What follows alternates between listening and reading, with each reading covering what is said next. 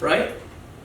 I saw an angel standing in the sun, verse 17, and he cried with a loud voice, saying to all the fowls that fly in the midst of heaven, come, gather yourselves together unto the supper of the great God. 2 times the word supper is used in the Revelation. The first one is the supper of the bridegroom, and now we have the supper of the great God.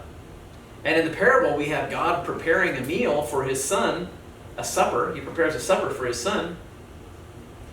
And in this case, now we have the Revelation telling us that we have the supper of the great God, and it is the flesh of all of the kings. Let's keep reading. Come and gather yourselves together, 17b. Come and gather yourselves together unto the supper of the great God, that you might eat the flesh of kings, the flesh of captains, the flesh of mighty men, the flesh of horses and of them that sit on them, the flesh of all men, both free and bond, small and great. There are 2 times in the Revelation where supper is used in the same chapter. The first time it's used, it's talking about the supper of the bridegroom, the marriage supper of the Lamb. And now we see the supper of the great God. This is a supper that God has created. And I would submit to you, I believe it's quite possible, that the marriage supper of the Lamb is exactly what we're reading right now. It's not what we may have been taught in years past, where there's going to be this great feast and all the church is going to get together and have this wonderful meal with Jesus. But that the marriage supper of the Lamb is actually a victory supper, and God invites the fowls of the air to come and eat it. I saw the beast and the kings of the earth and their armies gathered together to make war against him that sat on the horse and against his army. 2 more verses and then we're going to stop and take a break. The beast was taken with him and the false prophet that wrought miracles. Now remember, we are literally right now closing out the 7th trumpet. Remember, the 7th trumpet said that at the sounding of the 7th trumpet, everything written by the prophets would come to a conclusion. The beast was taken, and with him the false prophet that wrought miracles before him, verse 20, with which he deceived those that had received the mark of the beast, and they that worshipped his image. And these 2 men, were cast alive into a lake of fire burning with brimstone. And the remnant were slain with the sword of him that sat upon the horse, which sword proceeds out of his mouth. And all the fowls were filled with their flesh.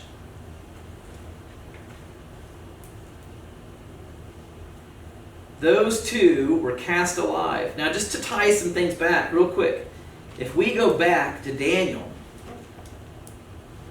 chapter 8. We go to Daniel chapter 8. Here's what this says, just as a reminder.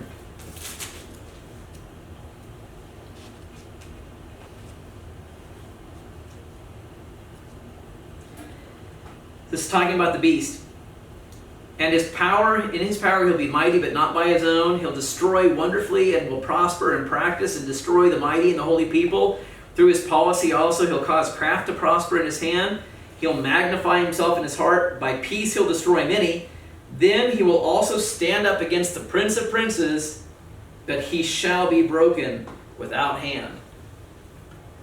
Jesus throws him into the lake of fire. Doesn't even touch him. Just throws him in, man.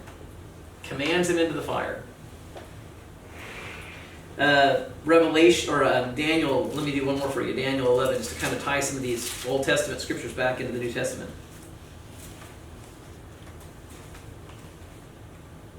Daniel 11:45 says that the beast will plant his tabernacles and his palaces between the seas and the glorious holy mountain, and yet, which is just outside of Jerusalem, we're in Jerusalem, and he will come to his end, and none will help him. It's talking about, in Daniel you can see the various times where the beast man is destroyed, and it's Jesus that does it.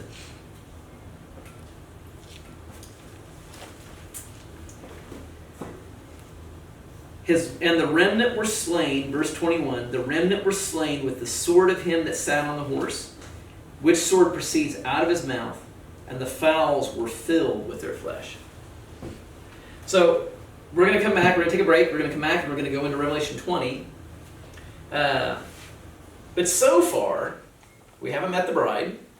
So far, we do have the supper It looks to me, from what I can see in Scripture, that the supper, the marriage supper of the Lamb, is actually this victory supper where the bodies of the kings and of everybody that was against Jesus and that fought against him, that hated him and wanted to destroy him, are destroyed, and the fowls of the air are brought to the marriage supper of the Lamb, and it's a victory feast, and the birds of the air are feeding on the flesh of kings and princes and warriors and rulers and horses and everything else. And this is the one that Jesus cleans house with the sword coming out of his mouth. He speaks a word, and the bodies of these individuals are thrown into the winepress of God's wrath outside the city of Jerusalem, and the blood goes out of that thing for 200 miles.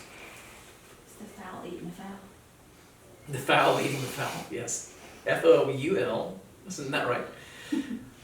So let's take a break. We'll come back to Revelation 20, and then we get to look at some, and it may be that we actually, we'll see. We probably aren't going to have enough time to get through it all, but we'll get through Revelation 20, maybe even into Revelation 21. So we might even get to meet the bride yet before the night's done. So let's take a 5-minute break, and then let's come back. All right?